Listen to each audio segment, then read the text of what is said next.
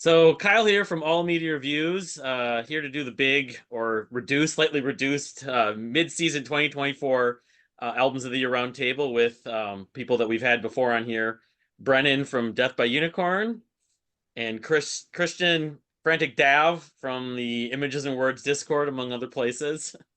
Um, I don't know who wants to go first, and I know because of what we've done, we're gonna have to be taking breaks, and there's gonna be some editing, of course, in this. But you want to go first, Brennan? I don't know how you want to do Sure. this, right? All right. Yeah, we're doing a top 10 albums of 2024 so far. Oh, I should also Yeah. mention we're gonna read off. Alan couldn't make it, and then our friend Annie, their list as well, and then we'll talk about what's coming out the rest of the year. I think after that, so top 10, and then some honorable mentions. I think. All right. Sounds good to me. I think I'll even share my screen because I've got some slides that show the Ooh. album art and stuff. So Lights, lights, lights, I have lights, a few yeah. lights. physical copies. I don't have the Oh, slides all set up like you. you might have to allow me to share my screen though. It's saying host Oh, does disabled it? participant screen sharing. All I right. don't know. So how do I do that exactly? Because I know there's a Good share question. screen function. One participant can share at a time. Yeah, it's probably How sounds about good. that? Try it again. Yeah, I'll try that. Here we go. And you're gonna see my number 10 right away. There Can Perfect. you you see, go. can you see it? Yes, I Yep. can. All right, awesome. All right. So here it is, number 10. And thanks for having me on again, Kyle. My channel is Death by Unicorn. For anybody watching who's not familiar with me, I talk about metal, rock, and prog music. Usually give my quick first impressions of albums that come out every week as I hear them, new releases. Give my top 10 of the month. Sometimes I talk about older classic music. Sometimes I do covers, but pretty rarely because I'm busy these days.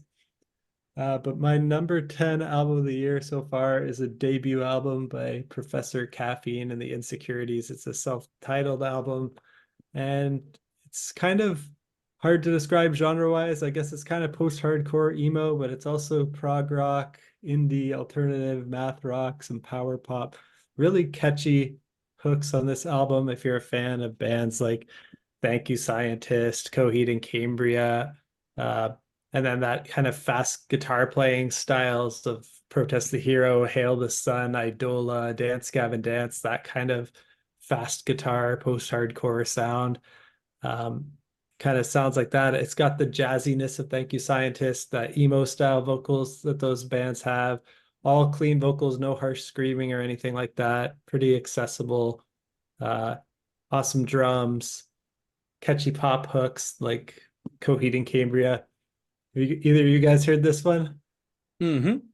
I Yeah. haven't heard it. I know I've heard of it because people have besides yourself have talked about it, and I have it on like a wish list. But that's kind of interesting because I know that Loudwire did a top 10 prog emo bands today.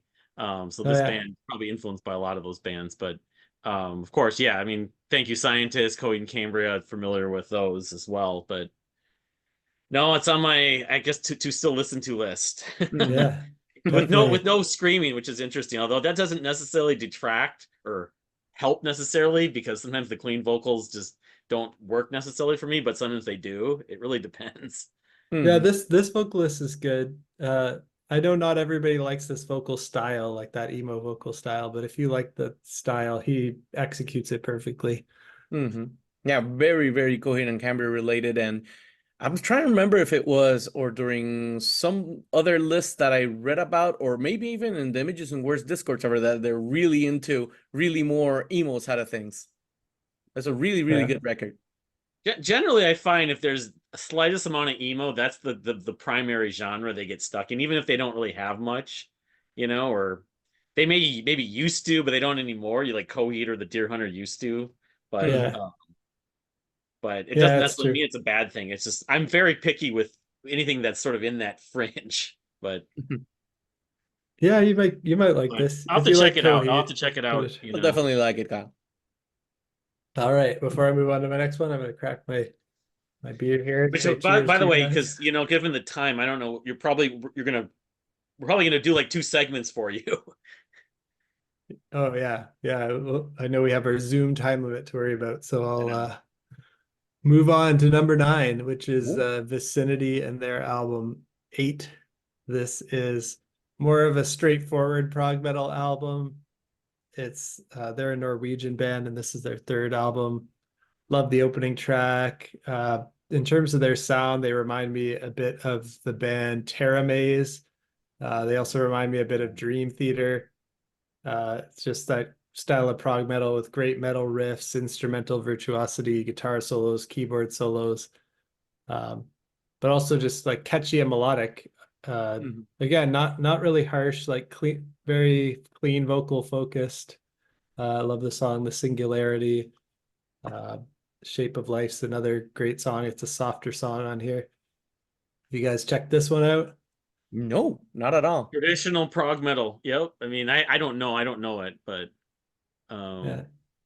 they're If you from look, they're Scandinavian too, which is, commonplace to some degree, but there's a lot of it out there. I mean, that's part yeah, of it.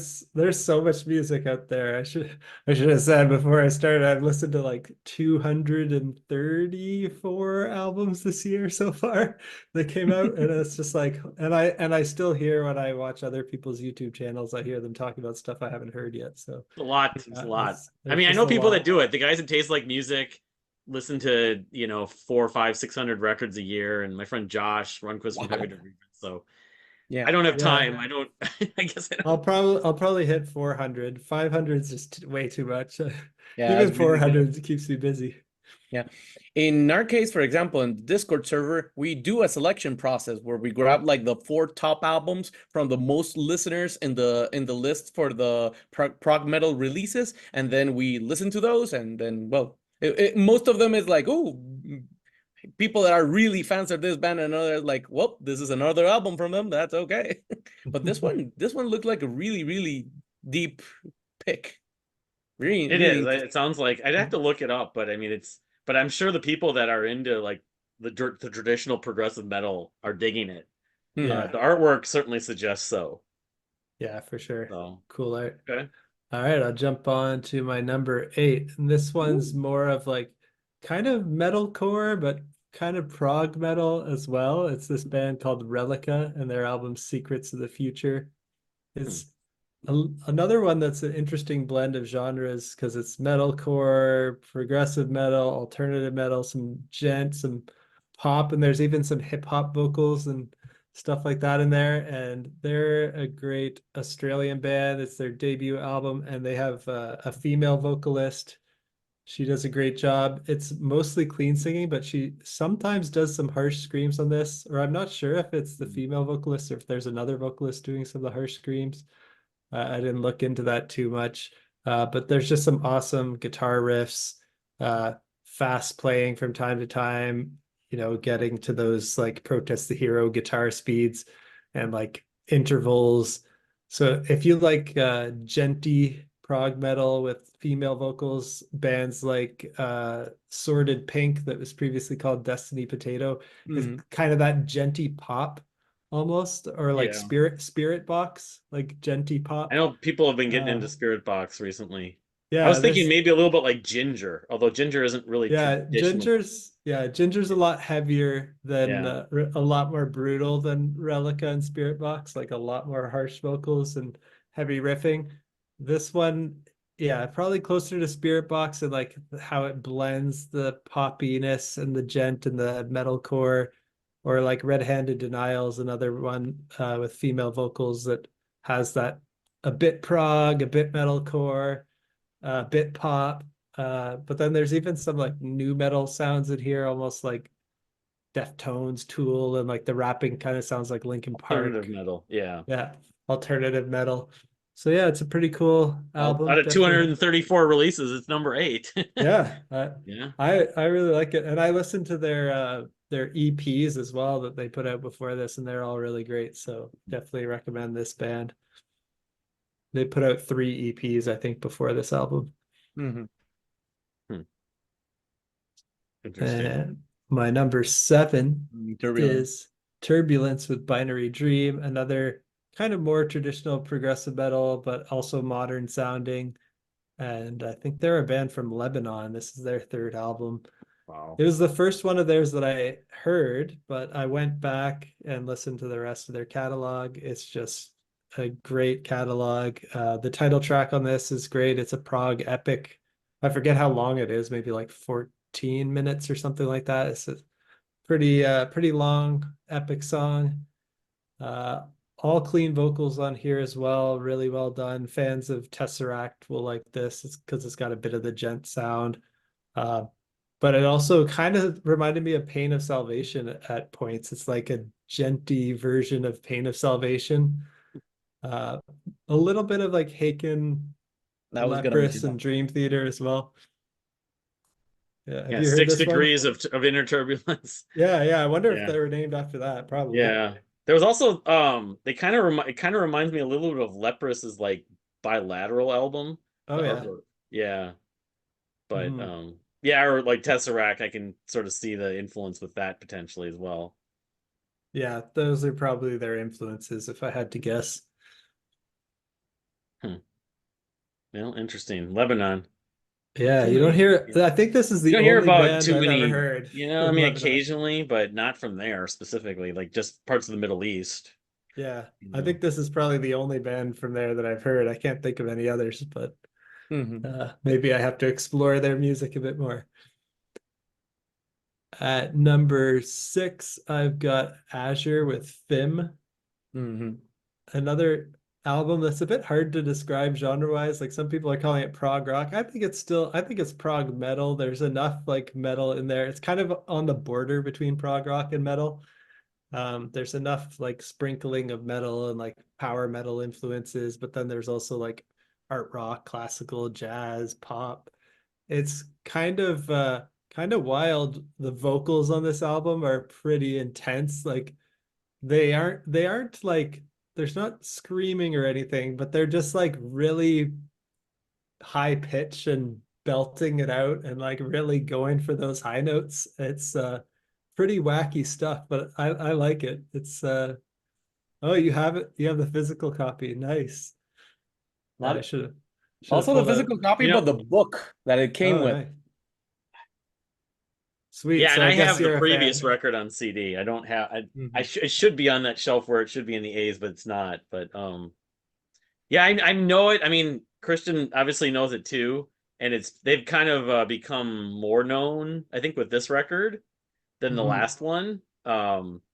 But Yeah, I this I have mixed feelings about this record and just kind of the style because it is as long as it is, and but it has there's a few songs in the middle I really like. Mm-hmm. You're right, it's kind of a mixture of like prog metal, art rock, classical, very fantasy, power metal at times. It sounds like it's a D&D thing. Yeah, So for sure. It has that vibe. I think if you like bands like Hemina and Native Construct, I think you'll like this. It's that quirkiness to it and all over the place genre-wise and the and powerful it's vocals for not sure. short, but I think it's an improvement in some ways on the previous record. I think the vocalist sounds a little better. Um, but at the same time, it's longer. And Yeah, so, it is long. it's, yeah, Mhm. It has a 17-minute prog epic track right. too, the Trench of Trench of Nalu. Nalu. Yeah, which I love. It's probably one of my favorite prog epics of the year so far. It's almost Mm-hmm. like Between the Buried and Me is like Parallax 2. Like, Yeah. people love it, but at the same time, the people that love it are going to love how long it is, also, Yeah. you know? Yeah, But, you have to be ready for a journey when you listen to this one, mm-hmm. Mm-hmm. but it's fun. All right, and my number 5 is Idola with Eviscerate. And this is another post-hardcore one, but it's again proggy, progressive post-hardcore, and it's got metal influences to it. It's their 5th album, and this is a band that I've been a fan of. I love all their work, so I was anticipating this one, and lots of great clean singing, catchy vocal hooks, a bit of that emo style vocals as well, but then they also do a lot of harsh vocals. They have breakdowns. It's pretty heavy, but also catchy. Love the song No Weapon Form Shall Prosper. And yeah, they have some pretty crazy breakdowns, like Fistful of Hornets, some dissonant stuff. That fast guitar stuff again, like Hail the Sun, Dance Gavin Dance, Protest the Hero. Mm-hmm. Yeah, very very popular with the protest the hero crowd, especially in the in the prog Discord server. Yeah. Yes, When it came up yes. in new releases, it was like the first line in the week. Nice. Yeah, it's great. Gotta love it. I'm a big fan of Protest the Hero, so this is right up my alley. They were, I mean, I was associating them with those other two. By the way, we have a couple minutes left. Oh, before the So time runs out. Oh yeah. Oh, I yeah, see so seven. Okay, I could probably blitz through my top four in 7 minutes. All All right. right. Let's jump into number four. I've got Loch Vostok and Opus Spherix 2, Mark of the Beast. Their ninth album. They're from Sweden and another band. I love every album they made. I think it's kind of like it reminds me of Pain of Salvation a bit, but it's like an extreme metal version of them. Like it's got like harsh vocals, double kick drums. They have clean vocals too that almost sound like operatic power metal vocals. Um, yeah, just really powerful, belting out those clean vocals, high pitched stuff, and yeah, I think I it's wish listed intense. this. You and I think Rhyme Signatures are both like really into this, and I think I wish listed it. And even my friend Josh from you guys were talking, but I never got around to listening to it, unfortunately. But I Yeah, should still. definitely recommend it for sure. All right, and then my number three is Isan with his self-titled album. This is progressive cinematic black metal. It's got a lot more, it leans a lot more into like classical and symphonic, because this one, uh, he released two versions of the album. He released his progressive black metal version, and then he released an orchestral version without vocals. I prefer listening to the progressive black metal version because it's got the vocals and not all the vocals are extreme. They have like good vocal hooks on here and choruses and stuff that are catchy. But some of the vocals are that like intense black metal shriek. So Mhm. for people who just want to hear like the amazing compositional prowess behind this, maybe listening to if you don't like black metal vocals, the orchestral version could be good for you because it it's just really amazing composition on here. For fans of, I guess, Enslaved, Xanthocroid, of course, Isan's band Emperor. If you like those Yeah, bands, you're gonna like this. And my favorite track was Blood Trails to Love. Really catchy hook on that one. But really, every song was good. Hubris and Blue Devils at the heart of all things broken. Really great album. I have it on my list. I've only listened to it a couple times though, but I like some of it. Nice. Yeah, it's a good one for me. My number two is Dune with Voidkind. This is progressive sludge metal, kind of that post metal in there and stoner doom.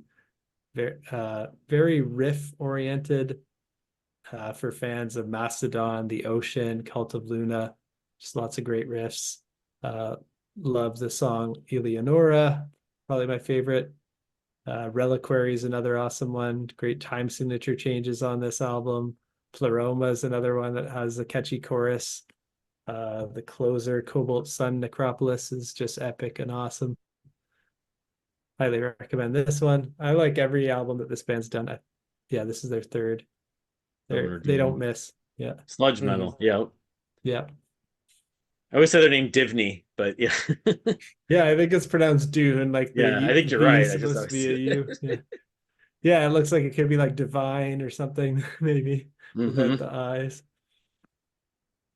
And lastly, my favorite, it's probably no surprise for a prog metal fan, is Caligula's Horse with Charcoal Grace, the sixth album by this awesome Australian band. And my favorite track on here is Mute. And I just Mm. love everything they've done. I think they don't miss either. They're only put out masterpieces.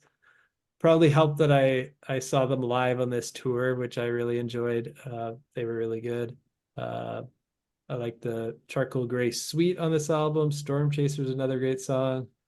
Vocals are just awesome on this album. I think they're the best they've ever been in this band. This is probably their best album for vocals, vocal Mhm. performance. Guitar and drums are just out of this world too. Previous song Mute. Yeah, Mhm. yeah, Yeah. that's my favorite. Yeah, They're one of the definitely. biggest names in sort of recent prog metal of the last 10 years, I know. Mhm.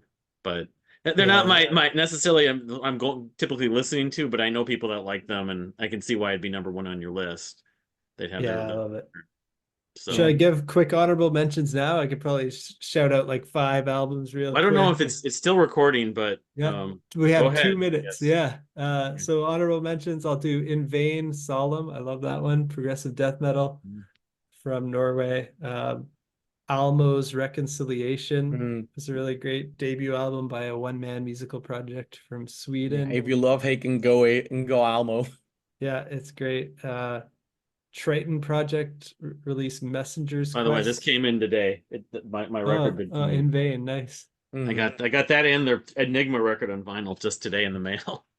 But Sweet. Oh yeah, I do have a Caligula's Horse on vinyl, but I didn't pull it out. I should have brought it. Yeah, Triton Project's Messenger's Quest is a great debut album by a band from Thailand. It's prog hmm, metal as well. another part of the And world. It's for the new. yeah, for the metalcore fans, I like Red-Handed Denials, A Journey Through Virtual Dystopia. It's kind of progressive, kind of gent, kind of pop, kind of emo, kind of metalcore, like all that like pop, electronic, industrial all mixed in with female vocals for fans of Spirit Box. Really great Canadian band. Gotta represent my fellow Canadians. And then last Of honorable course. mention, I'll give just like a more traditional prog rock sounding album. Probably my favorite traditional prog rock album of the year so far is with Collapse the Wave.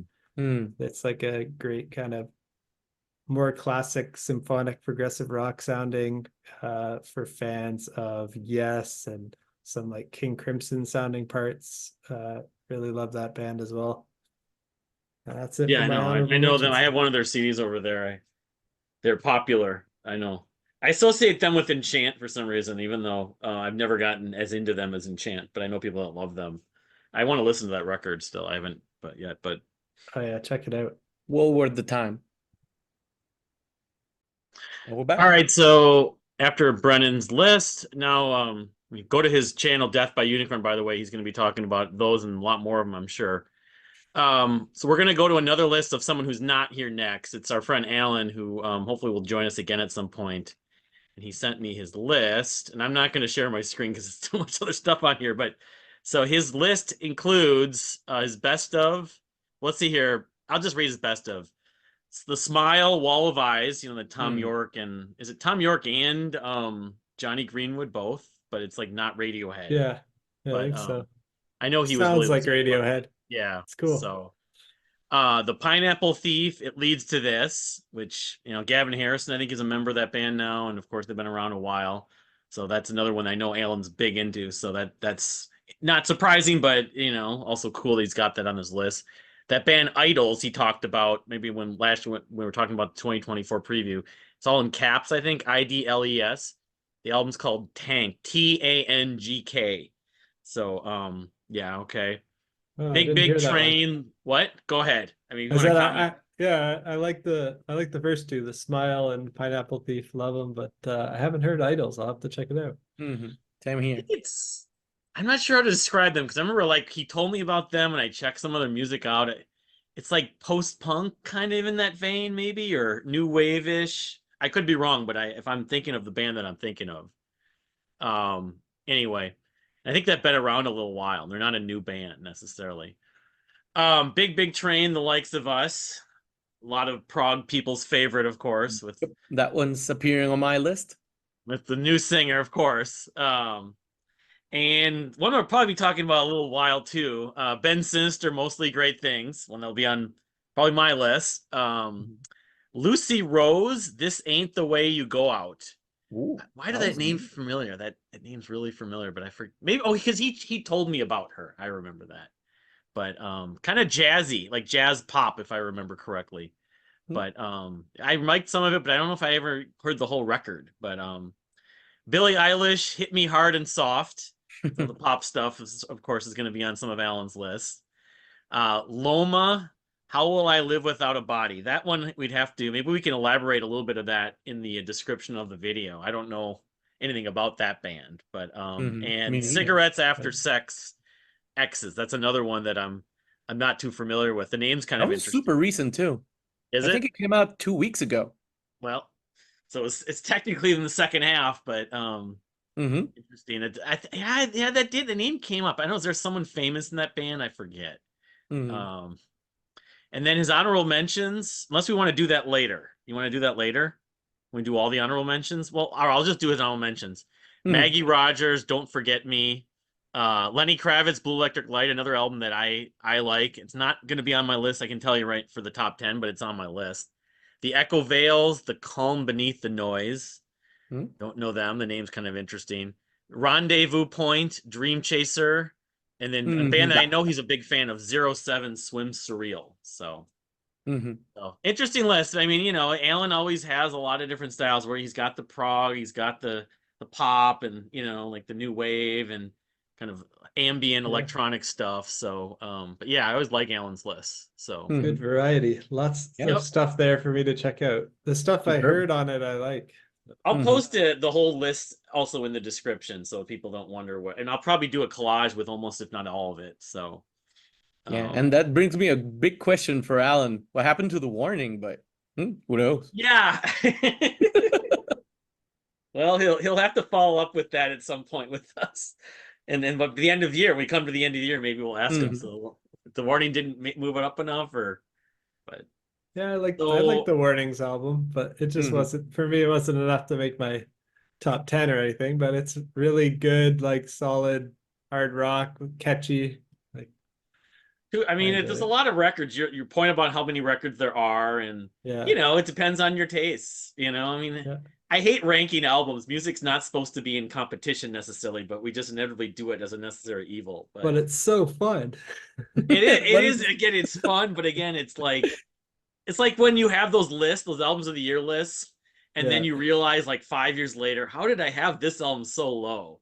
Like the year the Mhm. Reina Kindo album came out, the debut album, I had that thing in like the mid 30s. Now it's in my top 5 easily. Right. Yeah, tastes So change over time too. yep. Yeah. Exactly. Same thing happened to me with Marillion back in the day. Like, oh yeah, it's a decent album. And then like, wow. It hits you over the head. You're like, what was I thinking? Mhm. That's always more satisfying to me, actually, when an album kind of changes your mind about it. Mhm. That's happened a few times to me. Spock's Beard's Day for Night and King's X's what was it, Manic Moonlight also. It's like I didn't love him that much, and then suddenly, holy crap, this is really good. Why was it so low on my list? So It's usually well at the anyway, moment that you listen to them, or like Yeah. what state of mind you were when you're listening, or if you were paying attention or not. Because sometimes some albums go by right. like, oh, I'm in the middle of work, and it's like, oh yeah, cool album, and then you listen to it in a detailed form and like laid back and pay attention to everything, then you get like a really different picture. Or you see True. him live, or you hear the songs live, Or see or them live. Yeah. something. Yeah. And that happens where you just didn't have enough time to listen to it that year, you know. I think a lot of the sort of blogosphere, YouTube music rankings kind of thing and ratings culture seems to be so much in the now and in that year. Whereas I Mm, Yeah. think it's as much, if not more important, to listen to music from the past and then try to reappreciate it, you know? exactly. All So right. anyway, So, well, if you want to go next, Christian, go ahead. sure. You're gonna do another virtual thing like Brennan did. Yep. Um, Well, it's I can basically show one thing. I did find my Azure record yeah. from last year of Brian Beats. and Bangles Beaks. So Angels I did Beats, buy that amazing because album too. that record, that track, what is it? A Sailor Will Learn. That's if I'm doing like a songs of the decade for the 2020s, that's in the top 20 at least. Hmm. So Nice. All right. Perfect. All right. Let's try to do my top 10. In this case, it's obviously very unordered or hectic or stuff like that because most of them might change, might drop out. I can mention in some honorable mentions and other albums that I really, really liked at the beginning of the year, and then they kind of fizzled out. But all right, for my top 10, number 10, Nassau. This band is a hard SEO because it's the name of the Bahamas capital. But this band, I knew them from, I don't know if you remember, from 2019, a band called ILO. with an album named Union. I'm kind of helping them out with certain stuff, and one of their members, the drummer Clark, I think his name is, has a debut album also for from the Scotland area, and this one really surprised me. I'm not usually in the very harsh vocals area, but the thing that I really liked about this album is like they kind of a very laid back attitude to death metal and combining them like with really random influences, like for example adding like really eclectic System of a Down arrangements, or they go right into a really funky section like kind of Faith No More, and it's a Really? really full a really fulfilling listen, especially for a debut album, and they worked really hard on it. Highlight track and can give you Louisiana 9-step is like really fun, and it's kind of amazing trying to hear the way very Americanish influences can right back apply into a really Scottish way of mind. It's a really fun album. I really I'm curious recommend about it just based on the your listen to it. description. Yeah, me too. That sounds It doesn't interesting look to like me. a short record, but that No, it doesn't isn't. It necessarily isn't. mean It's like it wouldn't be something I wouldn't 60, want to. 70-minute-ish long. Yeah. But yeah, well worth it if you like your death metal with a certain kind of twist. Mm-hmm. All right, that would be Interesting. number 10. All right, The band you're talking about before ILO, I want to say I know them, but I have to see how it's spelled. But IHLO, just in case. no, all right, man, maybe I'd have to look on my Write Your Music account. I might have wish listed it, but It kind was of a reminds really the description almost reminds me of like For the Imperium, a few other bands like that. But anyway, I'll have to check this out though. It sounds like it might be up my alley. All right, perfect. All right. All right, at number 9, we got Awaken the Endless Deep by Haitian. Haitian is one of those interesting bands from I think they're from the Rochester, New York area, that they go like kind of a doom, but they kind of mix it up with more like, I don't want to say like death metalish, because it has like certain sections that they go like really heavy, and then they go into like a really ambient Floyd like wistful section. And it's really great band if you want to check out more of the Rochester area. I've noticed a lot of uptick in Prague in that area, specifically Haitian, or I'm trying to remember this one that I think we mentioned it last year, that they kind of sound off like kind of a Rush, and another band called Fourth Dominion that's also really good from that area. Let's see, but it's a really cool thing if you want your Upstate kind New of York. like really heavy point of view, but like, hey, let's do some Pink Floyd sections I mean, yeah, in the middle of it. yeah. There's a bunch of bands that have that kind of combination where they're kind of like really thick and dense, but then they go all Floydy, and that can work for me. But I'm trying to think. There's a lot of like Shells, and I'm trying like some of the post metal stuff does that. Yeah, this one's great. Funny enough, this is the most recent album I was listening to it today, right before this we recorded this. So this is Haitian almost sounds like Haken. Unfortunately, they probably get confused by names. Like someone's saying the name of the band, they think they're talking about Haken. Haken, what if they did a tour together? Haitian and Haken, but yeah, it sounds. I'll have to sample a track to see what I think. Yeah, one that I can recommend you definitely is Leviathan. I really love that track. That's not a Mastodon cover, I assume. No, it's completely original one. And I think they got recently signed to Needle Juice, and Needle Juice is kind of grabbing like all of these kind of like doomish prog kind of bands. Like but one of my recent favorites on that label, Eldrin, the band I got into a few years ago. They were distributed by Needle Juice. I'm on their mailing list. So interesting. All right. So that would be my number 9 with Haitian. Number 8. This one's kind of a wild card. It's a debut album, but it's not actually a debut album. Ryujin. This is a Japanese band that was, I'm trying to remember their previous name, but they ended up, I think this is the second time they renamed themselves. But the thing with Ryujin is like they really want to go all out heavy. Like, for example, in songs like Gekujo, like they go like really heavy, as in kind of like black metalish, but then they switch it up and then do like really karaoke-ish versions of J-pop songs. I don't know, it's kind of weird to describe it like this one. Dragonfly Flea is like a song that's out of, what was the name of that what was Well, the name of the they mafia guys in Japan? I'm trying to remember. okay. Was it on like a train? Yeah, but that kind of So, game, like it's a famous video game, and they oh, have video. the of a Japanese mob men that run around, and then you got like karaoke sections and stuff like that. It kind of reminds me like really like this type of album, Nice. Hmm. but it's Yeah, I really like They it. I heard it love too. their It's pretty karaoke good. over there, of course. oh You know. yeah. Yeah, Yeah. definitely. But I kind of love the mix because usually when it's like a pure harsh band is like, yeah, kind of like this, but it kind of reminds me of something else. But Region like they change it up a bit and add like really interesting influences into Mhm. the mix. And Yeah. they go out. It reminds me a lot of X Japan back in the day. Like they can Right. go Okay, out I know in full them. speed metal and then right out of the bell a ballad. Okay. Yeah. Matt There's a Heafy from Trivium's Yeah, Matt. involved, right? I think he produced this oh, album. right. Yeah. So it's got a bit of a Trivium vibe to it, but Hmm. yeah, it's a bit more eclectic and Hmm. yeah, it's kind of like melodic, kind of death metal, lots of fast guitar stuff. Hmm. Yeah, Well, pretty it's like the, fun. the the Japanese power metal or the J metal as they call it.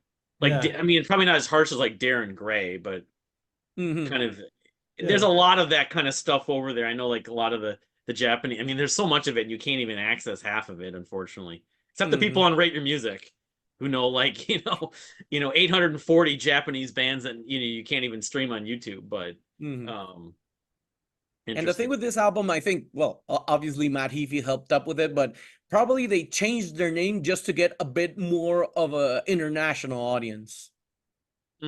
Okay, they had a But yeah, like an all highly Japanese recommended if release. you want a fun listen. Yeah. Okay.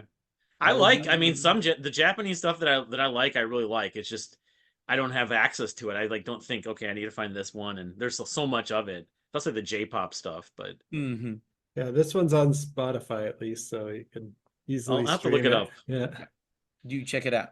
All right, that would be my number 7. Number 6, Alan mentioned it. Big Big Train, The Likes of Us.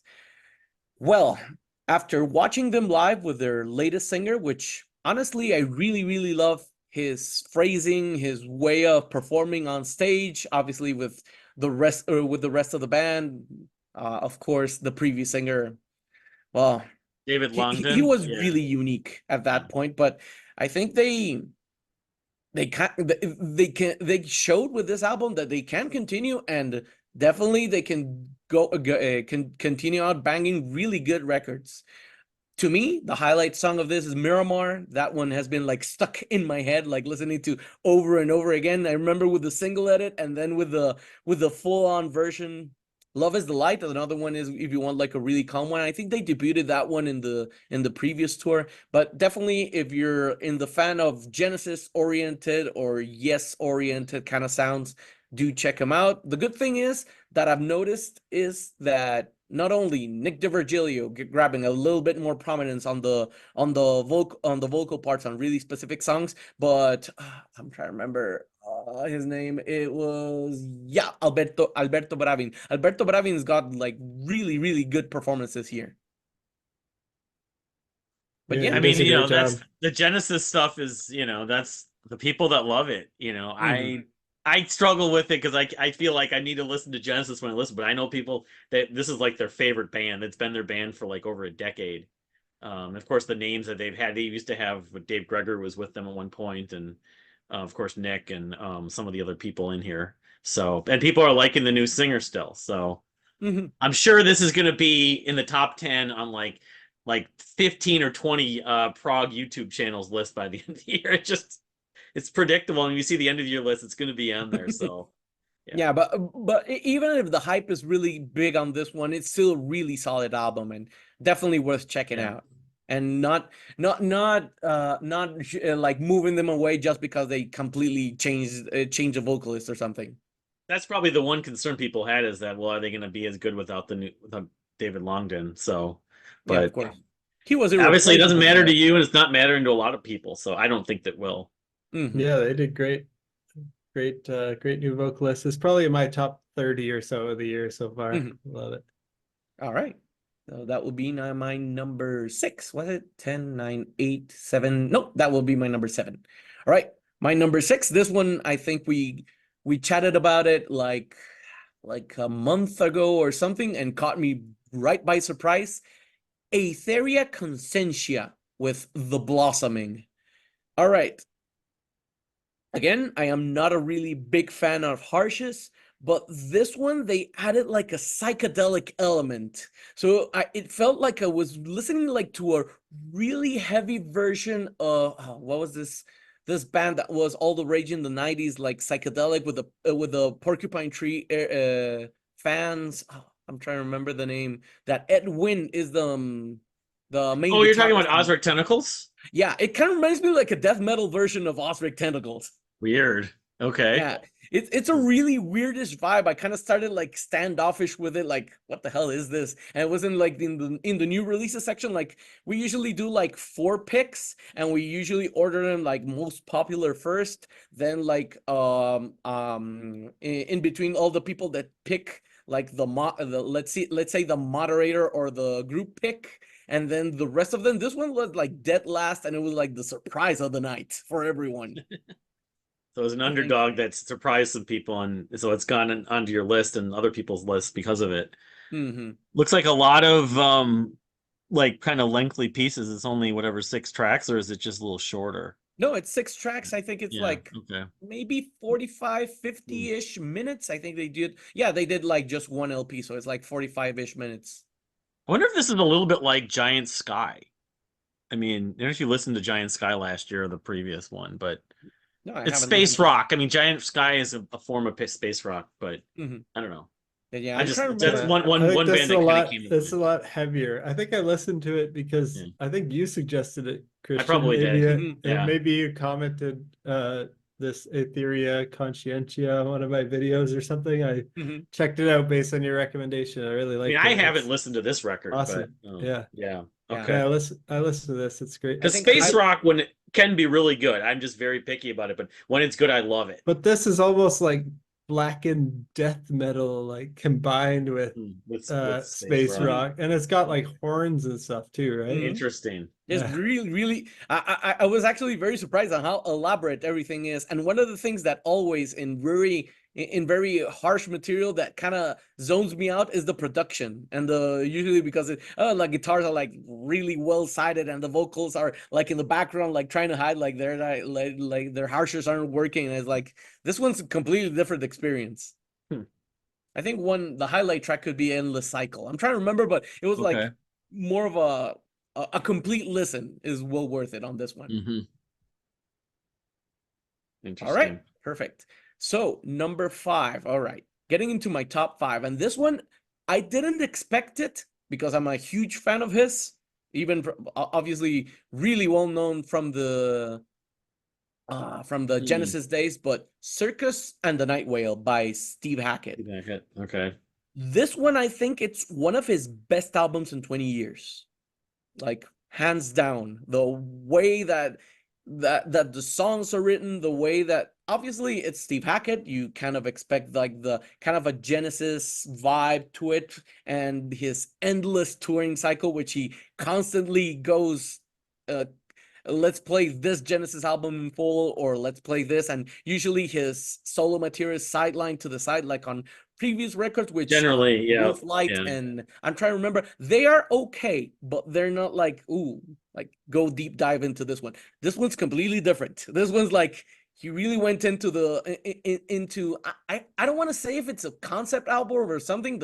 The cover of it kind of makes it like it, but it's like he really Like wants to Shamu or branch Moby Dick out. or something. Yeah. He really wants to branch out from the really specific Genesis sound and really angular solo guitarist kind of a thing, and trying to make it like, let's see if I can make my big band, my big before I completely stop. Mm-hmm. Kind of an album, but highly recommended. This Prog one, scene is, at least for a little while, we're buzzing about it. It hasn't been talked about the last few months, but I know that initially there was a lot of excitement about that record. Hmm.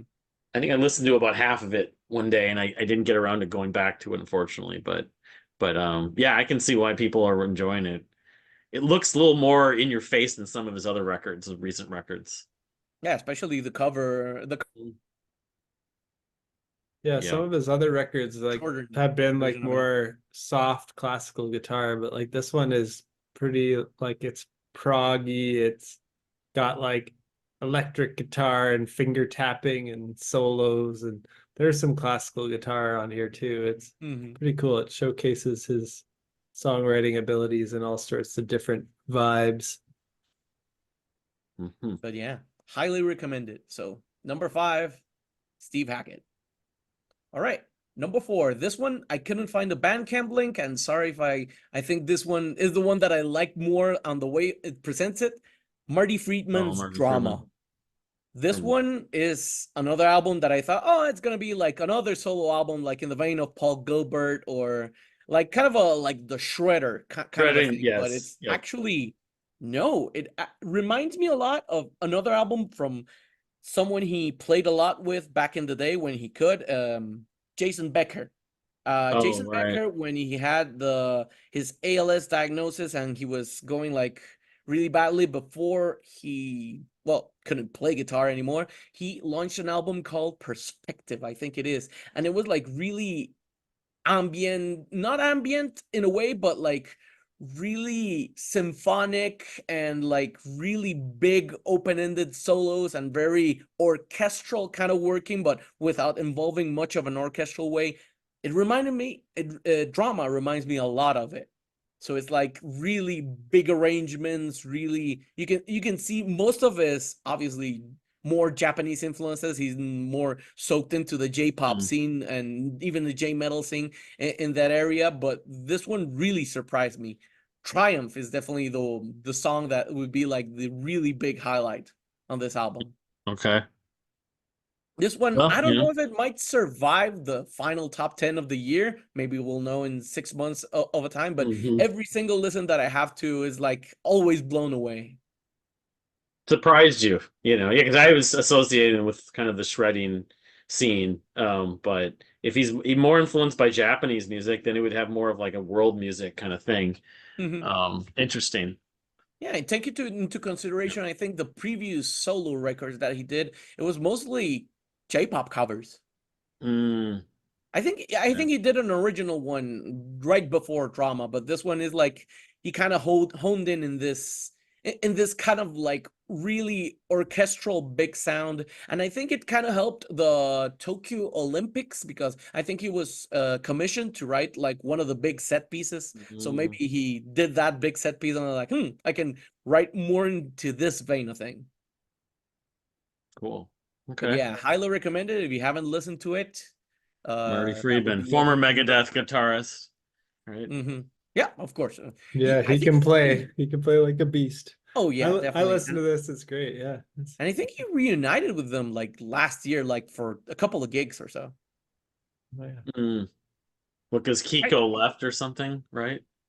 yeah, I think it was Yeah. they were still with Kiko at that point, but there was like a kind of a special shout out, a special Japanese show, and I think another one in Argentina. I can't remember exactly, but it was in like two places. Hmm.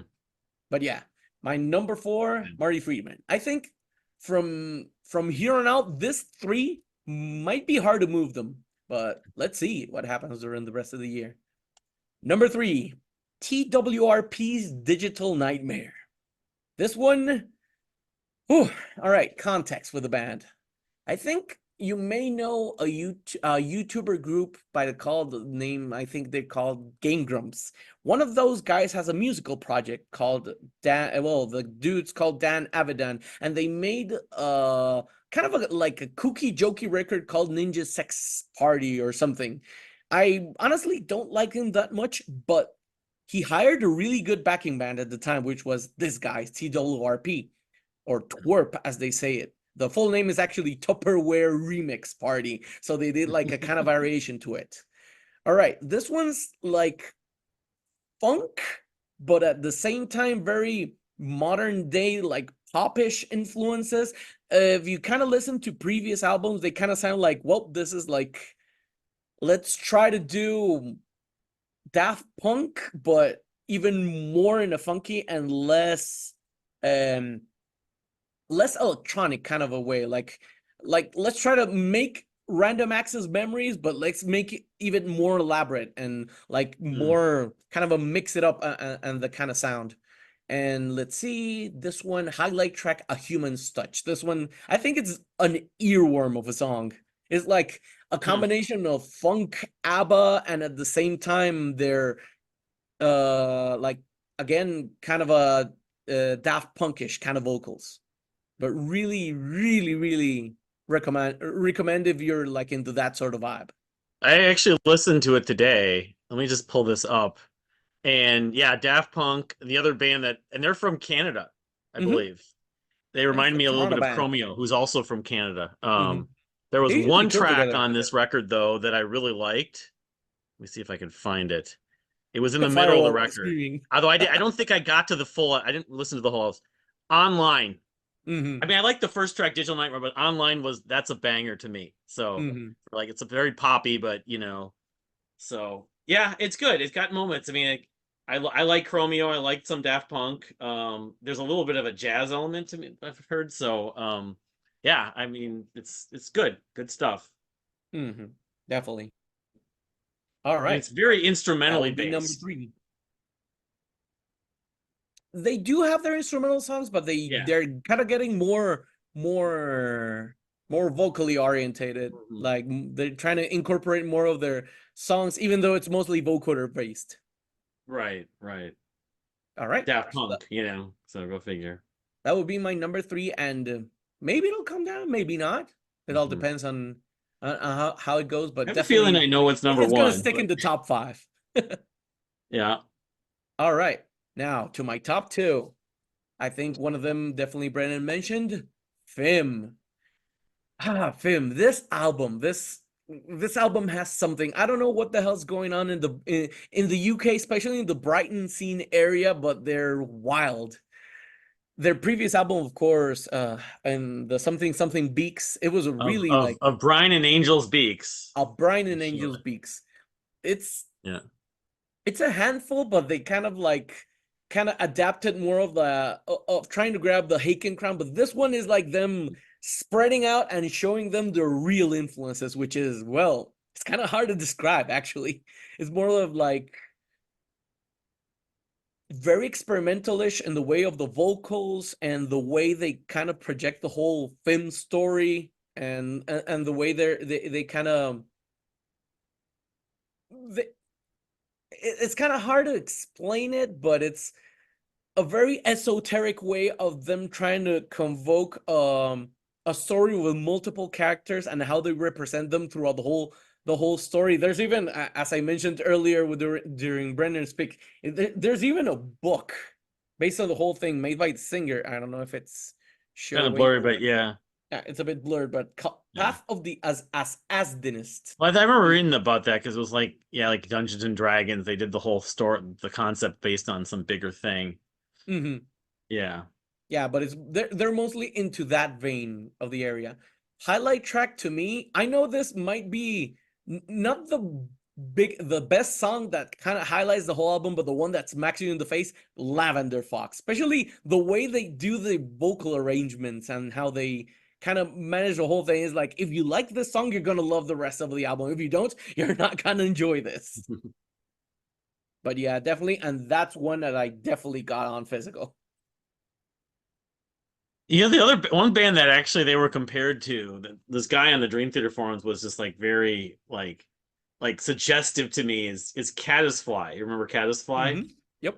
Which I can sort of hear that a little bit in the sort of, I mean, it is proggy, but at the same time, it's kind of alternative or art rock, I guess you could say. So, but I think this one, they went a little more intense on the sort of chops and sort of extra noodling. There's parts I'm just thinking this sounds like Dream Theater, but Dream Theater, but more in the area, not more on the experimentation part of Dream Theater, like more 6 Degrees, kind of a Dream Theater area. It's little spots. It's like I could do some editing, pick out my favorite spots, but like part of it, I'm just thinking this is Jordan Rudess. Here's some Jordan Rudess influence, but no, I mean it's good. I'm really happy that they've kind of gotten, because I don't think that many people talked about this record, but they've gotten more attention with this new record of theirs, FYM. So or Yeah, Theme. and definitely, yeah, since if you haven't noticed, yes, it's an 80-minute album. It technically could fit in a single CD. Guess what they did? 2. That would almost be a triple vinyl. It'd be a double, but it'd be a very like a lot of music, a lot of information on both sides of each record. Yeah. But yeah, definitely my number 2 pick of this year for now. And for my number 1, I think I kind of spoiled it last year. Kairos. What a surprise. There was no surprise with this. Oh, they sold out on the CD now. But there's no surprise on this one. Basically, this is the thing that I wanted to listen like for years, and they kind of honed in their sounds even more from Selected Dreams. They went all out more on the experimentation side. Usually, just to mention, there could be like songs like Showtime, which is basically like the big Duke Genesis opening of the whole thing. Illusions Inside, which is like kind of a more poppy-ish kind of thing. Then Esoterica, where they go completely wild in with the 90s keyboard dancey techno vibes. And then The End in Mind, which is crazy prog. And then Ghost of You, they go with New Jack Swing all of a sudden. And then Liminal Space, which harkens back to their earlier, more like big Vox Humana sound, and obviously something for very, very heavy, like kind of a Hakenish, kind of a Meshuggah-ish kind of thing with Technology Killed the Kids 4, and Have Hope, which in my opinion is their best song right now. Like I would put it in like in the top 3 songs that Kairos have made, like for the way how they compose everything, how they arrange the whole thing, how they infuse a lot of different influences without really necessary sounding like they're kind of covering albums. It's a masterpiece. There's definitely, this one's like from all the lists, maybe like 3.5, 4, 4.5 kind of a star record. This one's a 5-star for me. And it probably, I don't know, it's gonna take something big to move it from my number 1 top spot. Not surprising. By the way, we have like a minute and 20 seconds, so if you want to all right, on the other side do your honorable mentions, or if you have enough time to do that. But no, definitely. All right. Quick shout outs. Unleash the Archers, Phantoma. Like if you're really into power metal and you want to go all kooky, I think they even have a cover of Tarzan Boy, which is amazing. Ugly, Twice Around the Sun. Probably Kaz definitely gonna mention that one. Gaily Traveling the Bialach. I think I'm mispronouncing that because it's everything more like kind of a Scottish sounding. Amscray, Die Happy, also another good shout out. This one that I think it might make the list, but it came out like really recently. Vulvodinia with Intabeni. Plantoid Terrapath, which also it's really heavily mentioned in other part. Lemon Twigs, which actually it was in the top 10. Then I listened to it and it was like, yeah, this sounds like way too much of a Beach Boys pastiche, and kind of it kind of threw me off. It's gonna be on many lists. I know it is. It's gonna be, and it's a really good record, but it's like this is way leaning too much on the influences to me. Sunburst Manifesto, if you really like Roy Khan gonna come back to Camelot, is like, no, but do check out Sunburst. Definitely gonna fill in your thing. Vicarious. Here we go. All right. Back from the glitch, just really quickly. I think the last one I said is Sunburst Manifesto. If you really want your Camelot again, do check it out. Vicarious Esoteria. This one's, I think, from a list that Kyle shared earlier. It was, if you want gent, but like really very funky vibe-ish, really well worth checking out. And the final one that kind of needs kind of an explanation is the one not from an artist per se, but an artist collective called Brave Wave Productions Giants, which is a very video game music oriented kind of stint, and they incorporate original material with covers from really specific video games like Gimmick or even Mega Man or stuff like that, and they Deeper hold it tracks, all not in like your A-list video in a games thing. would be. Yeah. Huh. It's really interesting album. That sounds like something that my friend Josh would like because he's a super big into video games. So Yeah, he probably definitely knows it spare him though. that album. Yeah, he I probably think I knows it. pre-ordered the vinyl of it, which is gonna take Interesting. ages because they do like really limited prints. And that will be it. I think I mentioned all. Vodinia, I think I also mentioned in the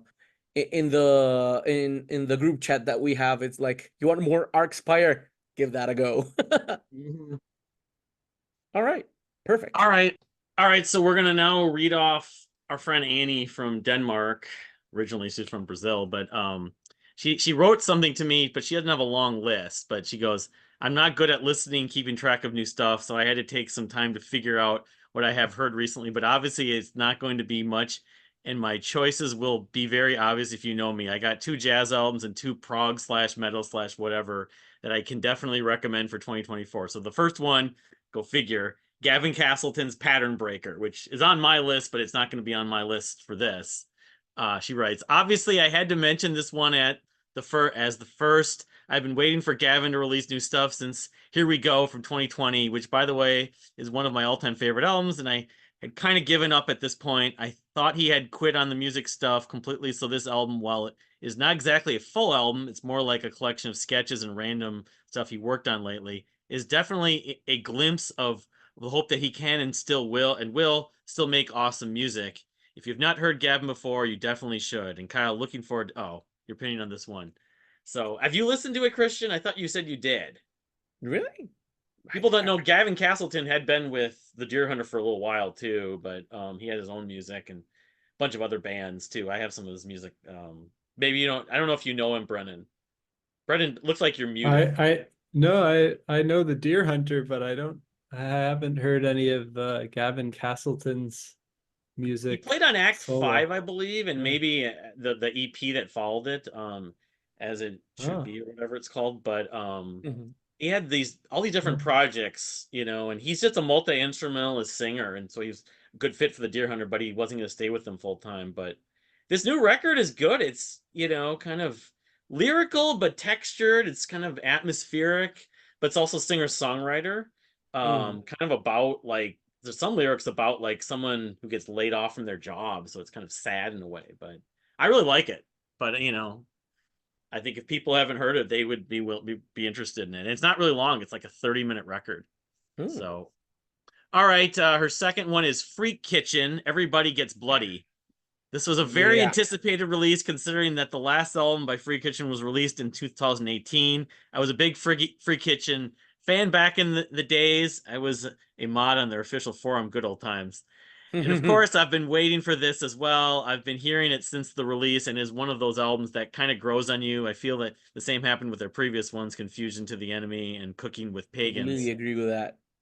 It is not my favorite, but they definitely did not disappoint. And I'm very much looking forward to seeing how these songs are going to sound live. I'm seeing them next year in Sweden for the first time after being a fan for a million years. So I know them. I've never spent time with their music, but I'm not surprised she likes them. Mhm. Um, In my opinion, I wouldn't recommend you to start off with these two recent records because they kind of tone back their sound a bit, go more into the groovy kind of area, not more into the thrashing, very heavy or very like politically inclined. This last two are more like, all right, we know we're good, but we're going to concentrate on songwriting and more laid back rhythms. And Confusion to Enemy is also a really good record. I think I own it on vinyl, but it's like a really hard sell. Like kind of like the jump that Opeth did from Watershed to what was the one Heritage. after Yeah. Watershed? Heritage, yeah. Heritage. Yeah, Yeah. Heritage. Like Yeah. it wasn't that drastic of a change, but it's noticeable. But yeah, I this remember my latest one friend Josh they used to describe it as honed like in the on most that. accessible metal band like It ever. is. It is. They're Yeah. getting They're kind of more and like more pop accessible. metal, but not like pop metal for the sake of being poppy, you Exactly. Right. know. I've listened to the new one, this Everyone Gets Bloody, but that's the only thing I've ever heard by Freak Freak Kitchen, Kitchen, and yeah. I liked it. And it kind of gave me some like Rob Zombie vibes and some Mm-hmm. Devin Townsend, like kind of catchy metal, like accessible metal, Mm-hmm. Yeah, I can see groovy. that. Yeah. Yeah. I don't know. I need to If hear you like the want more one of track those. that catches my ear, and I'll probably become more of a fan. But Mhm. haven't heard it yet. All right, so her number three. I mean, I'm not going in reverse order, but someone by the name of Adam Forkalid. Turning Point. It's called. This is someone who we move on to jazz territory. This is a chef's kiss type of album. I did not previously know Adam Forkalid's music, but I have been digging into Carl Morner's Ringström's guitar player from Sweden music, and he plays in this album on this album. So I had to check it out. What a gem! Very high quality music in terms of technique, execution, and creativity. I particularly love the parts where Adam plays piano and Carl plays guitar play together. If you like jazz or want to hear some high quality jazzy stuff, this is it. That's right up my alley potentially. I probably just need to find the time to listen to it because I love my jazz when it's good. Number four is, and this is the last on her normal list, Michael Manny, Guitar Poetry, another name I don't know. It's spelled like Michael or Michael Ockerfeld, Mikael. Here's another jazz album to list. This one is guitar focused. I've mentioned Michael Manny, guitar player from Iceland, in my previous contribution to you with the album called Innermost, which my absolute favorite by Manny. And just a few months after releasing that, he signed up with the band Act, I think, Fancy Jazz label in Europe, and released this album. It is just him on guitar, no other instruments, so it's quite simple and direct. However, he's super skilled, and I really like the feeling of his music. It's super chill, and I really need these chill vibes in my life. So yeah, I remember she mentioned I never got around to checking out the record from last year, but time and at some point I'll get around to it. Um, and then her honorable mentions are Hasse Froberg and musical companion Eternal Snapshots. Actually bought this album physically and did not finish listening to it yet. It's very different from the Flower Kings, but I'm very happy with it. I heard so far, so I think it will come back with a better review by the end of the year. And then Kurt Rosenwinkel, The Next Step live at Smalls. The Flower Kings live in Europe 2023. These two albums are live albums, both Flower really Kings good. reference. She loves the Flower Kings. I know that. Just He added does. them to mention. I was a bit surprised with the Flower King album because I expected to hear the full live set, but I guess it might be too long for an album. I don't know. I also expected more of the new songs. Look at You Now album to be in there, but there are only two on there: The Dream and Day for Peace. However, I'm dying to see a Flower King concert soon after, so this album will have to do until that point. So, I and then think she's today all they right. announced that they're doing a vinyl pressing of it. Yeah, they've been releasing a bunch of vinyl. So, I mean, I can. She loves the Flower King. She's living right near Sweden. Go figure. And I just have my reservations about I like certain Flower Kings, and I haven't really gone back to them because their albums are always long, and I don't know, but people love them, so a lot of people do, and she's one of them. So, anyway, all right. She has some what to look forward to. If we have time, we can go over that. I'll go over my list quickly as I can, and I'm gonna try doing the sharing the screen thing. But how do you do that? How do you you just click on your. There's a bar underneath in the bottom part, and there's a button called share screen. Well, I see share screen, so if I just click on it, okay, Yep. there it is. You can pick which one. All right. I have not done this, and I need to find the right one. Be this one right here. Not that one. Did it work? Are we sharing? Let's see here. It's starting. There you go. Okay. All It's right. working. All right. So the first on my top 10, I have a bunch of EPs, is the comeback EP from Portland, Oregon's sort of trio progressive art rock band Phenomena, and the Insulation EP, which just came out of nowhere and I love.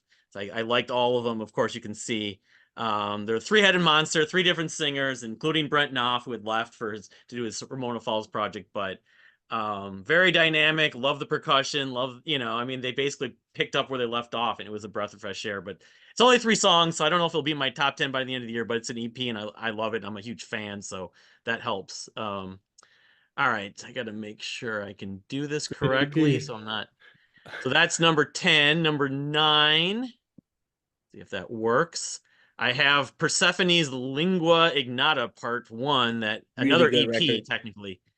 Progressive death metal. They were actually just in town last night, but I didn't go. They opened for Fallujah, but in Minneapolis. But yeah, I think the part of the reason why I like this album is because it is as short as it is. It flows really well. I mean, the parts are I like a lot of music from Persephone. They're from Andorra, I believe. I know Hmm. you've talked about them, Brennan. Yeah, I love them. Um, They're great. This is probably my and second favorite EP of the year. yep, I Mhm. mean it just because there's no filler. The parts Yeah. are good. There's good solos, good like dramatic moments, good dynamics. And like I like basically all the songs on here. So yeah, if you like progressive death metal, this is a good place to start. And like I said, it's only 26 minutes.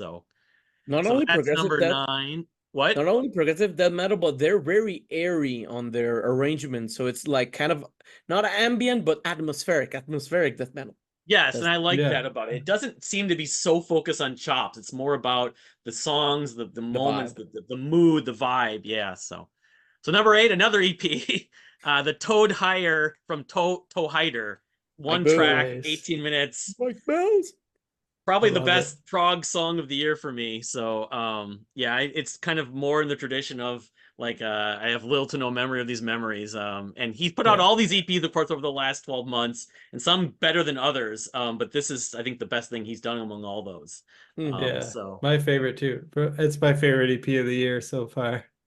he's such a good singer. He Awesome. knows how to craft so many dynamics and so many flavors. And it's like the humor and then the crazy fills and the little goofy, quirky sections. And then, there's just when he does it well, there's no one really like him out there. And like I said, the vocals are a big part of that. So Toad Hire, number 8 for me so far on 2024. So number 7 is one that's not on Spotify. It's the instrumental jazz fusion-esque project from Jeff Zampillo of the Pneumatic Transit. It's their third, I think it's their third full length record, Forbidden Trinkets. I love this record. There's a big jazz fusion element, big Mars Volta element. Kind of less is more. I find myself enjoying different parts, just the different saxophone and trumpet and just the guitar, like the tones he uses and the dynamics. I'm a big fan of them. Maybe I'm just sort of loyal to Jeff and Pneumatic Transit, but I love it. So number 8. I don't know if you guys have any thoughts on any that you can let me Yeah. know. I think you recommended it to me at some point, so I had listened to it. I liked it a lot. It's great. It's the first record I heard this year. It was the first, and I heard it in December actually. So Oh yeah, it came out in January, right? it Yeah. came out in January. He sent me like an early like link and everything for it and everything. But yeah, no, I mean, the production's great. It just, I mean, I haven't been addicted to it, but I can't find anything wrong with it. So, number 8, Forbidden Trinkets from Pneumatic Transit. Number 7, Load. And I'm going to be showing some physical copies soon. Yeah, okay. But I don't have a physical copy of this yet. This is Willow Smith, or Willow, the Empathogen record.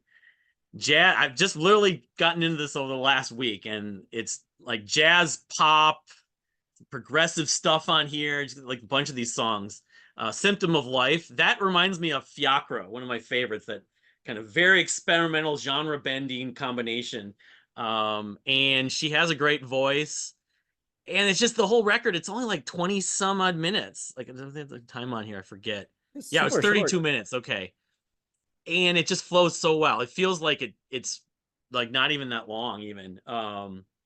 There's some really odd, quirky rhythms on here. She has some guests like St. Vincent on one track, but see right there on Pain for Fun. But the drum work, the piano arrangement, some guy, she actually didn't do a lot of the writing. She had a guy who actually helped write of this Craig Schmidt, but he's a savant. And I guess I've never heard any of her other records, but this one's just sort of like my love for Esperanza Spalding, that jazz pop kind of stuff, and like Kimbra totally captured it. So all right, so that's number, what am I on, 7? So let's see if I can get this. I have to like take this off of full screen every time I do this. Number 6, as Christian had alluded to, yes, the Ugly EP, Twice Around the Sun. I'm kind of obsessed with this thing right now, although the Hmm. vinyl's not cheap to order, of course, to ship it, but it's chamber progressive rock, post rock. I mean, they're comparing them a little bit to the Brixton bands like Black Country New Road. I hear very little of that actually. I hear more along the lines of like XTC, Jellyfish. Um, Early bent knee too. yeah, Bent Mhm. Knee's a better comparison than something like Black Country New Road, I think. The vocal harmonies are great. Icy Windy Sky, that hook is in my head for hours. Oh yeah, so Um, catchy. the acapella on the wheel, which leads to the saxophone solo at the end of I'm Happy You're Here. This is just, I can't wait to hear what these guys do next. I mean, Hmm. they're kind of like, who's the band that I was thinking of? Not Squid, but there's another band that they remind me of, but I'm just curious because this is their debut. HMLTD maybe? Yeah, a little Have bit you like heard? them, although I was very hit and miss on that record from last year. I like moments of Uh, it. I think this band, they kind of do they complete everything that I'm looking for in an album. Whereas the HMLTD got to be a little too melodramatic and conceptual. But people love that HMLTD record. I like a lot of it, like the Deer Hunter fans especially. mhm. Um, but yeah, I'm really, this is like my favorite new band probably to discover this year. I mean, between them and Esperanza or and Willow Smith rather. They do So the let's see here. gentle giant vocal harmonies, which I always love. Yep, that was one of the other It's comparisons, great. which, me and being the Kevin Gilbert fan, I have to appreciate, even though Gentle Giant I've never been obsessed with. Got to make sure I have my list right so I'm not losing my number. Okay, so that was number 5. So number 4, I actually have a physical copy of course, more than one. It is Pepe Deluxe's Comic Yeah. Sonics, which I did pull it up here. And I did my review, so I mean that I've said my piece on this record. I think it's actually a little better than the last record. Very genre bending, retro sounding, but also, your pop, your 60s pop, your break beats at points, but then, there's a lot of interesting, stuff that's crammed into every track really. And it's a concept album like all their albums seem to be. So, um, not that everyone's gotten into them, but I mean, I always kind of wonder why they've never been nearly as accessible as someone like King Gizzard and the Lizard Wizard, or I don't know. My favorites are like, I would say, Saddle That Wind. I love there's a great hook on that track. Um, Freedom Flag is very soulful, almost like um like civil rights movement kind of music, we shall overcome. Although the video's just weird with all these hot dogs and everything. But yeah, I mean they're definitely out there, but they're not so out there where it's like you're listening to anti music. It's not Frank Zappa at its weirdest. They're still pop music, but it's just they include so many other influences. Hmm. So number It's very, 4, very intriguing. Love it. yeah, I mean, Queen of the Wave is the one that I think everyone needs to hear first because they don't go off the deep end as much on that. A lot of Uh, like weird, they don't have all the weird singers, but if you like that enough, it wouldn't be that far fetched to like their other records, including this new one, Comic Sonic. So, Hmm. and they wait like all these years to access these instruments and everything. So number 3, I have Dirpa Robbins Firebird. I'm wearing the shirt today. The vinyl is going to be going on for sale any day now because they just got some other pressings of their Dead Horse record on vinyl. Great record, great production, as much as it channels some of the 80s, sort of like a little bit like Kairos, the 80s pop, synth pop stuff. But it's still progressive. It still has a lot of like trombone and chamber instrumentation and vocal harmonies, the mixture of the female and the male vocals. I know you're a big fan, Brennan. yeah, I Um, love it too. Yeah. It it's, reminded I me a bit mean, of Muse at some points. yep, And the Deer Hunter kind of had that like musical theater kind of mixed with prog rock, but this one sounds more 80s than their last that's where it's album, I would different. say. It's most similar to Dead Horse, I think, which I have that Yeah. on vinyl back here somewhere. Lots of Uh, cool, like they have guitar solos. It's like these 80s like pop bangers with like sick guitar solos and male and female theatrical it's vocals. very like Very highly good. produced, both good Oh and yeah. bad in a way. Sometimes I feel it's too hot in a way. They cram so Hmm. many layers and they jacked up the levels, but you can't avoid the fact that the arrangements are just brilliant and you can't get the hooks out of your head, you Oh yeah. know.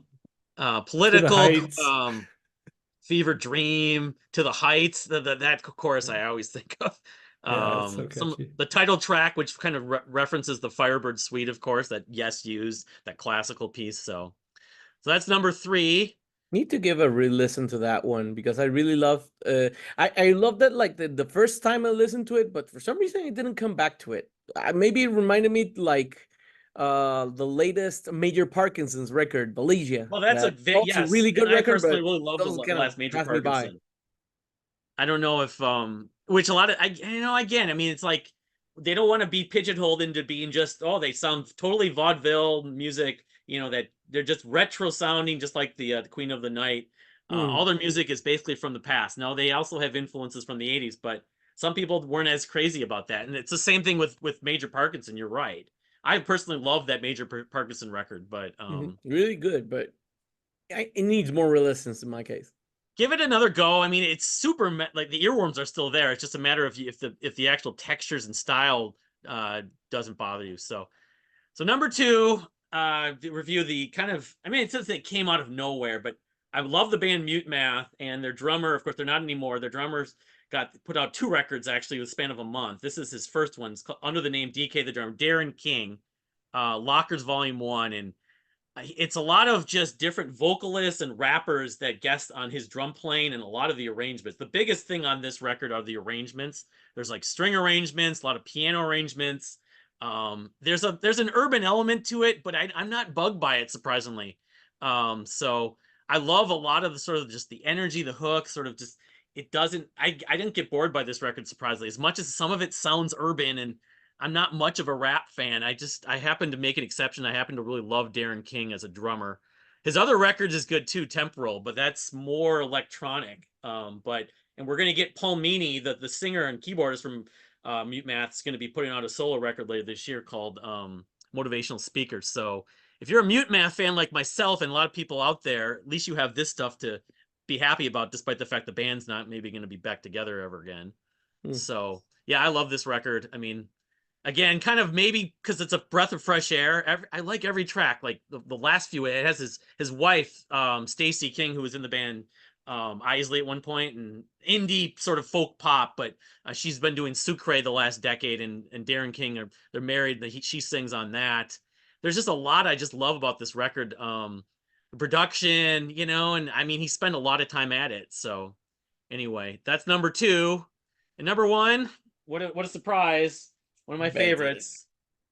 Canada's own, sort of now they're channeling their classic rock even more than before. Mostly Great Things from Ben Sinister, which we had, what is it, 8 out of the 12 songs or something like that had been released previously before it came out in April. But yeah, there's just track after track. It's just super catchy hooks and the energy and just they're hitting all cylinders, I find, on this album. I can't name a bad track on here. Price You Pay, Hot City, Leave the Lights On, What It Takes, Renegade. There's moments that I just get goosebumps, and just like you're a fanboy of Kairos, of course, Christian, and people out there have their favorite band. When their favorite band puts out an album, you're gonna have a high standard. And if you like it, you're gonna be listening to it a ton. And I've listened to this album a ton. So mostly Great Things from Ben Sinister. So I'll just go quickly through some honorable mentions, and then we can start to talk about maybe what's coming up the second half of the year. I have Crooked Fiddle Band's the Free Wild Wind and the Songs of Birds, the great mostly instrumental album. A lot of like cello and violin, and it's like fiddle music, but it's progressive. And of course, The Warning. I could not mention The Warning and Keep Me Fed. That track. What is it? Hell You Call a Dream is a banger. That's one of my favorite songs of the year for sure. And I have the local album that Brent, I know you listened to. I got the newest version of it. The Kind City's This, Minnesota's own, but it's very quirky, sort of progressive art pop. So kind of Zappa influence. It's Marshall Bolan and then one of the members from Bubble Math, Blake Albinson. So I have a lot of other honorable mentions that didn't quite make my list. Including like the Brock Projects. I didn't even mention. Yep.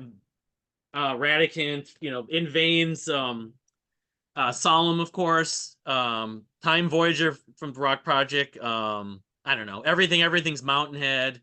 you know, Decemberist record. There's a few others. The Radigan I really do like. So, anyway, so what do you want to talk about as far as what we're anticipating the rest of the year?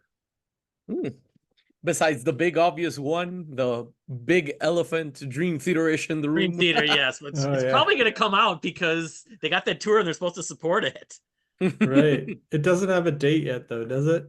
No, But Nope. if no, it does, it's got to be the #1 most anticipated for sure. Yeah, if they announce something, it's gonna be like November at the earliest, because December is kind of like I've never seen big bands releasing something in December unless Oh it's no. like No. holiday related. wasn't Yeah, Tales from Tropic Afric Oceans, but that was back in the 70s. Yeah, it's way back. Let's see. I mean, I went over it on my list. I mean, there's a few that you guys would be as interested in, but I can tell you what, was it Annie who wrote this, or was it yeah, that was Annie. Leprous Melodies of Atonement.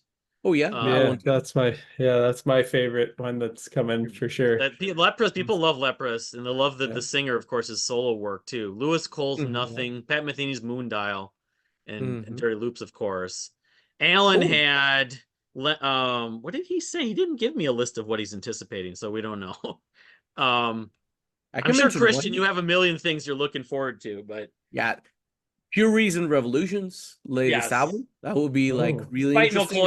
How they move on their sound without Chloe now. Yeah, that'll be good. Let's see. That band that I mentioned earlier, ILO, I think they're it may be a 2025 record, because I think they're gonna do like a reissue because they recently got signed up to K-Scope, so it might take a while for that one. There's also gonna be a Tigran Hamayasen album. That one's also Bent Knee, 20 Pills Without Water. I was gonna mention it. Yep. Nice. I'm trying not to try to remove my share screen, by the way. Sorry. Yeah, don't worry. See advanced sharing options. No, what else, like big things that I'm usually waiting for? Bentney, yeah, I had Bentney. There's Mir. Yeah, the latest Mir album. It's coming out in a few weeks. Wheels Within Wheels. I liked their last record. And Kimbra, of course, I'm probably the only one who's really Idols and Vices, which I'm not even thrilled with the first single. Vola one is gonna be really good. Yep. Oh yeah. And then there's the Paul Meany thing I talked about. There's I don't know if the Galactic Cowboys thing is going to be this year. I'm thinking more likely next year. Public Service Broadcasting and Field Music have records, sort of the indie prog post rock kind of stuff. David Gilmour, Luck and Strange. I was gonna go. Yeah. I'm gonna see them live. I'm gonna see him live in November. Ooh. Oh wow, that's probably expensive. Yes, but I'd love to see him live. But my wife was like, "We have to go," and like, okay. What was it? And then there was Cloud Called Alchemy Creek. I'm really excited about that. The first thing, the singles have been good, but they didn't really disappoint me. John Anderson, The Band Geeks, True. That one I got in pre-order. I mean, I liked that last record he did, so I'm probably not going to see him live, but I'm curious about it. More than the most recent Yes stuff, unfortunately. King Crow's Hopium and Flesh God Apocalypse Opera. I'll check those out for sure. I'm sure you will, Brennan. Yeah. The metal community will definitely be interested in that. I think that's about it. Coldplay has a record. Miles Kennedy. I see one that you're missing. That's actually. Well, it was like 4 years ago, they lost their singer, and now they're doing it. Well, they're releasing a completely different new album. Oh, Black Dahlia Murder. Oh, I thought you were gonna say the Black Dahlia Murder. You guys know that melodic death metal band? I do. Yes, I know them. I've listened to them a little bit. I know people love them. Yeah, they have a new record passed away. They have a new record called Servitude coming. Finally got them to work. Unfortunately, they lost their singer Trevor. I think I remember hearing about that. Yeah, they're going on without him. I think maybe the guitarist is going to be doing the vocal duties, so that'll be interesting to hear. Like Saigon Kick. Yeah, my most anticipated is Leprous, Yeah. Melodies of Atonement. That one's gonna be Nile, the great. underworld awaits. I mean, there's stuff that we don't know about that's speculated besides Dream Theater, Christian, but Miles Kennedy, The Art of Letting Go. Neil Mhm. Morse on Yeah. The Resonance, No Hill for a Climber. Yeah. Mhm. Pain of You know. Salvation, The Deep End, whenever Oh the yeah, thing when's comes Pain out. of Salvation coming? I gotta hear that. Well, he's been more active, but he was like very apathetic about, working on the record because of some of the stuff online that was happening. Um, Oh. Let me How just about you know quickly Daniel? skim through the rest of the list of the anticipated stuff. King Thrice, Gizzard, King Gizzard and the Lizard Wizard is Oh, releasing Flight those guys are gonna come out like B741. with 4 records. Yeah. they already put. I thought they Pretty put good. out one. There was a song. I just can't keep They up with. they released a single from their new album, but they haven't put out an album yet this year, so they're due. Flight B741 is coming August Which is 9th. weird for them. I got a big one Kevin that I Gilbert don't know. mentality. Professional I got a musicians put one record out at the end of the year. There is stuff like Capital Cities, Agent Fresco, Crimson Glory Ooh. is supposedly I got a Formal big one Horse, that Deep if it Purple. comes out this year, may be the album of the year. More on Police Nice. Pachinko. Well, besides that one, Sabotage is the curtain call. Yeah, Will it Savage. come If that out this comes out, year? it'll be a massive deal for some people. Yep. The Reign of Kindle, Wither and Bloom, maybe. Textures, the Tea Party, Subterranean Masquerade. Does the Tea So there's a Party one lot of have stuff. does that have a title or a date yet? I love the Tea Which Party. one? Not yet. The Tea Party. I haven't heard the No, title or he just date. Jeff Martin was quoted about 3-4 weeks ago. It's like, okay, fans, get ready, some stuff's coming, but he Ooh, didn't give any Oh. more details. just Hopefully check it's a another new big one. album. Yeah. Another big one I'm excited for. Frost's Live in the Wire. I know people Oh, that yeah. love Frost, the people on the prog corner, and That's me. they're going to be talking about that for sure. Mhm. I don't hate the Frost. I Dirty just Loops never got album. into them. It seems so keyboard driven, but I know people that think it's so like very lush and very tasteful that they love it. Yeah, I mean, there's some other stuff, Falling Up, Childish Japes, Akafaiza, Oh, yeah. Fido. I don't know what the deal with that is. Brian Scary is a big deal to me. Weather Systems, of course. Oh yeah.